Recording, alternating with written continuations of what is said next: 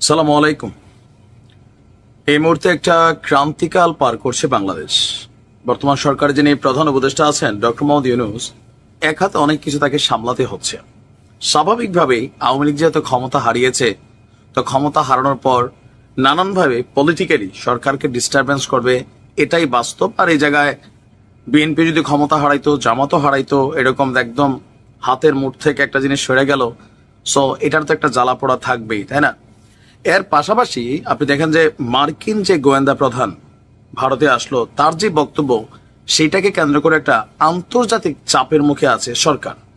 দেশের অভ্যন্তরে বিভিন্ন জায়গায় মব জাস্টিস, আইন শৃঙ্খলার পরিস্থিতির অনেকটা উন্নতি হলেও এখনো অনেক জায়গায় অনেক কিছুই সামলাতে বেগ পেতে হচ্ছে ডক্টর মোহাম্মদ ইউনূসকে। কথা ছিল সেনাবাহিনী খুব বেশি দিন মাঠে থাকবে না, কিন্তু বর্তমান সিচুয়েশনকে কাভার করতে হলে পুলিশের বিপরীতে সেনাবাহিনীর অবস্থানটাই আসলে শক্তিশালী। রাইট নাও আজকে আমরা দেখছি যে চেকপোস্ট থেকে আস্ত পুলিশে ডাকাতরা তুলে নিয়ে গেছে। বিষয়টা আপনি বুঝতে পারছেন যে কোন লেভেলে পুলিশের প্রতি মানুষের ভয়টা ভেঙে গেছে। এই সার্বিক পরিস্থিতিকে কন্ট্রোল সহ আগামী নির্বাচন ইস্যুতে একটা বিশেষ বৈঠক হয়েছে সেনাপ্রধান এবং ডক্টর মোহাম্মদ ইউনূসের মধ্যে। সেনাবাহিনী প্রধান জেনারেল ওয়াকারুজ্জামান এবং অন্তর্বর্তী সরকারের প্রধান উপদেষ্টা ডক্টর মোহাম্মদ ইউনূসের একটা বৈঠক হয়েছে রাষ্ট্রীয় অতিথি ভবন যমুনায়।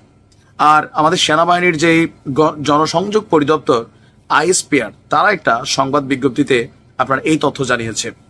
বিজ্ঞপ্তিতে বলা হয়েছে, সেনাপ্রধান এই সাক্ষাতে দেশের চলমান সামগ্রিক পরিস্থিতি, নিরাপত্তা অবস্থা এবং সেনাবাহিনীর চলমান কার্যক্রম সম্পর্কে প্রধান উপদেষ্টাকে অবহিত করেছেন।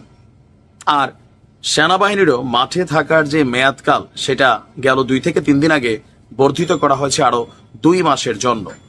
পাশাপাশি দেশের উন্নয়ন এবং স্থিতিশীলতার জন্য সবচেয়ে জরুরি যেটা হচ্ছে স্থিতিশীলতা। এই স্থিতিশীলতা এই মুহূর্তে বাংলাদেশে খুবই প্রয়োজন। আর স্থিতিশীলতার জন্য আইন শৃঙ্খলা বাহিনী, সশস্ত্র বাহিনী বলেন, পুলিশ বলেন, সেনাবাহিনী বলেন, বিজিবি বলেন, প্রত্যেকের মাঠে থাকাটাই আসলে এই মুহূর্তে গুরুত্বপূর্ণ হিসাবে দেখছে সরকার। এর পাশাপাশি সেনাবাহিনী কর্তৃক গৃহীত এই যে মাঠে আছে বিভিন্ন কার্যক্রম, বিভিন্ন পদক্ষেপ নিয়েও আপনার সেনাপ্রধান ডক্টর ইউনূসের সাথে বিষয়গুলো নিয়ে আলাপচারিতা করেন। সেনাপ্রধান সাম্প্রতিক সময়টা সেন্ট্রাল আফ্রিকান রিপাবলিকে সফর করেছিলেন, সেই বিষয়েও প্রধান উপদেষ্টাকে তিনি জানিয়েছেন। প্রধান উপদেষ্টা সেনাবাহিনীর ভূমিকা এবং অবদানের প্রশংসা করেন এবং ভবিষ্যতে নির্বাচন সময় পর্যন্ত বা এর পরবর্তী যে সময়কাল আছে, ওই সময়কালে সেনাবাহিনীকে কি করতে হবে, কিভাবে মার্কেট বা দেশকে পরিচালিত করতে হবে রাইট নাও, এ সকল ব্যাপারে গুরুত্বপূর্ণ দিক নির্দেশনা দিয়েছেন এবং তিনি আশা করেছেন দেশের সার্বভৌমত্ব ও নিরাপত্তা নিশ্চিত করতে সেনাবাহিনী তাদের পেশাদারিত্ব নিষ্ঠার সাথে তারা পালন করবে। তো এই বৈঠকটা খুব যে বেশি গুরুত্বপূর্ণ আবার খুব যে বেশি গুরুত্বহীন তাও না, কারণ আমরা দেখেছি গেল 7 মাসে সম্ভবত প্রতি 2-1 মাস পরপরই সেনাপ্রধান এবং প্রধান উপদেষ্টা তাদের মধ্যে বৈঠক হয়। যেহেতু আইন শৃঙ্খলার একটা বিশাল দায়িত্ব সেনাবাহিনীর উপর, সো এই জিনিসগুলো নিয়ে সম্ভবত দুজনের মধ্যে আলাপ আলোচিত হয়। আর সেনাপ্রধানকে নিয়ে নানান যে বক্তব্য আছে বা প্রোপাগান্ডা আমরা ধরতে পারি, কেউ কেউ বলছেন সত্যি, কেউ প্রোপাগান্ডা, আবার আমরা ধরে নিচ্ছি যে সেনাপ্রধানের ভূমিকা খুবই গুরুত্বপূর্ণ ছিল। এগুলো নিয়েও ডক্টর ইউনূস বিশেষ গুরুত্ব দিচ্ছেন। নির্বাচন আমার ধারণার যে ডিসেম্বরে দিয়ে দিবে, কারণ আজকে ডক্টর ইউনূস একটা নিউজ আসছে সমকালে যে তিনি বলছেন যে পুলিশকে জরুরি নির্দেশনা দিয়েছেন ডিসেম্বরের জন্য নির্বাচনকে সুষ্ঠুভাবে মাঠ পর্যায়ে আপনার কেবল যে কন্ট্রোল করা হয় অথবা দিক নির্দেশনা যা আছে সবকিছু মিলিয়ে ডিসেম্বরে নির্বাচন হবে। আর পূর্ব ঘোষণা অনুযায়ী সেনাপ্রধানের তিনি বলছিলেন যে নির্বাচন পর্যন্ত সেনাবাহিনী মাঠে থাকবে, এরপর তারা ব্যারাকে ফিরে যাবে। তোমরা লিড দিয়ে গার্মেন্টস ইন্ডাস্ট্রি বন্ধ করতে পারো, এখন খুলতে পারো না? একটা ইন্ডাস্ট্রি এরকম করে বানায় তাদেরকে চাকরি দাও না পারলে, এখন কেন গার্মেন্টস মালিকদেরকে খুলতে হবে এইসব বন্ধ ইন্ডাস্ট্রি? লক্ষ লক্ষ লোক শ্রমিক বেকার হয়ে গেছে, বন্ধ ইন্ডাস্ট্রি খুলে দিতে হবে। আরে সে মালিক এখন কেন? আসলে অভিনয় কতটুকু পারেন সেটা জরুরি না, তিনি বেসিক্যালি একজন ব্যবসায়ী। তো গার্মেন্টস, বাংলাদেশে অনেকগুলো গার্মেন্টস বন্ধ হয়েছে দাবি করে তিনি যে বক্তব্য দিয়েছেন, সেখানে ডক্টর ইউনূস সরকারকে তিনি যে অভিযুক্ত করেছেন বা অভিযোগ করেছেন, এটা তার এবং ডক্টর ইউনূস সরকারের বিষয়। তবে ইউনূস সরকারের লাড়া দেওয়ার পরে তার সাথে কি ঘটবে সেটা আমরা একটু পরে জানাচ্ছি, বাট আমরা একটা কারেকশন করতে চাই। তিনি দাবি করছিলেন যে 14% রেমিটেন্স এদেশে প্রবাসীরা পাঠায়, আর এই 14% রেমিটেন্স পাঠানোর ফলে প্রবাসীদের এখানে ডক্টর ইউনূস সরকার একদম বেহেস্তে তুলে ফেলছে, প্রবাসীদেরকে গাছে তুলে ফেলছে, সম্মান দিতে দিতে মনে করলেন এয়ারপোর্টে থাপড়াইতে থাপড়াইতে প্রবাসীদেরকে আমরা দেখি কি হয়, লাগেজ টাগেজের অবস্থা কি, কিছুটা হয়তোবা সুবিধা দিয়েছে। কিন্তু অনন্ত জলিল যেই ভাষায় বলছিলেন যে প্রবাসীরা 14% রেমিটেন্স পাঠিয়ে এত সুবিধা পাইলে 84% রেমিটেন্স বাংলাদেশে আনা আরএমজি বা গার্মেন্টস মালিকরা কি পেয়েছে, কেন একটা লোন পাবে না? দেখেন জলিল, এই দেশের ব্যাংকগুলারে খোকলা করছে হচ্ছে এই গার্মেন্টস ইন্ডাস্ট্রির মালিকরার একটা অংশ। যখন যে সরকারে থাকে, যারা একটু ভালো পজিশনে থাকে, তারা কিন্তু ব্যাংকগুলারে লুট করে খালি করে ফেলছে। এই যে লুট করা আপনাদের ব্যাংকগুলারে প্রবাসীরাই কিন্তু রেমিটেন্স পাঠাইয়া এটারে ভরাট করে।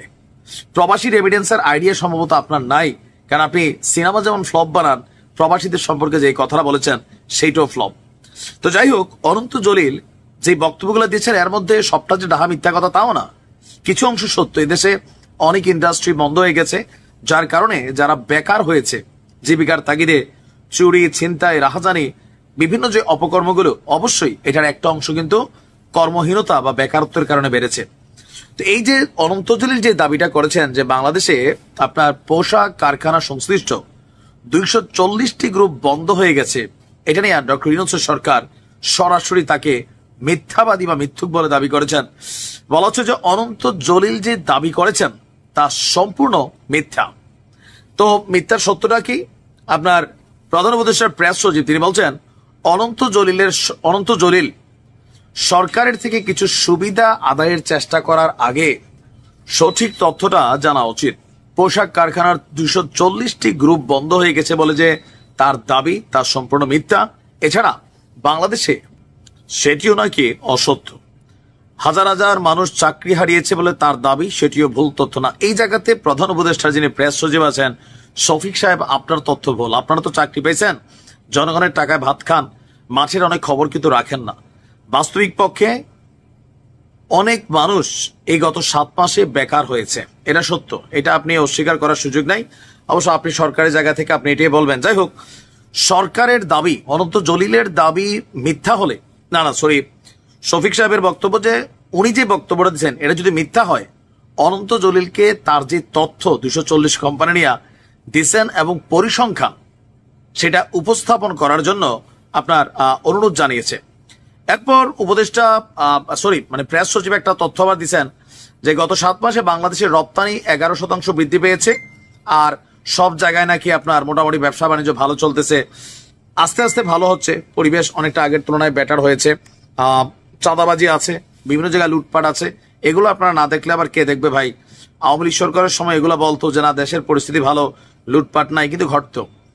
এখন সরকারের জায়গা থেকে সরকার কাউন্টার করবেন। তবে আমার ধারণা এই ইস্যুটা নিয়ে অনন্ত জলিল তিনি হয়তোবা একটা ইনভেস্টিগেশনের মুখোমুখি পড়বেন। তবে এটা সরকার এবং জলিলের ইস্যু, কিন্তু প্রবাসীদেরকে ডাইকাই না যে আসমানে তুলছে জলিলের বক্তব্যে। বাস্তবতা হচ্ছে এর 5% কিচ্ছু হয় নাই। প্রবাসীরা পৃথিবীর বিভিন্ন দেশে যে দূতাবাসগুলোতে যায়, মধ্যপ্রাচ্যের অনিয়ম, বিশৃঙ্খলা, সেখানে ধান্দা, তারপর হচ্ছে পাসপোর্ট পাইতে দেরি, অনেক রকম হয়রানি আছে রে জলিল। আপনি তো ভিআইপি লাইনে চলাফেরা করেন, এজন্য বোঝেন না। প্রবাসীদের দুঃখগুলো আপনারা বুঝবেন না, আপনাদের ভেজাল আপনারা সারেন, প্রবাসীদেরকে মাঝখানে টাইনেন না, ঠিক আছে?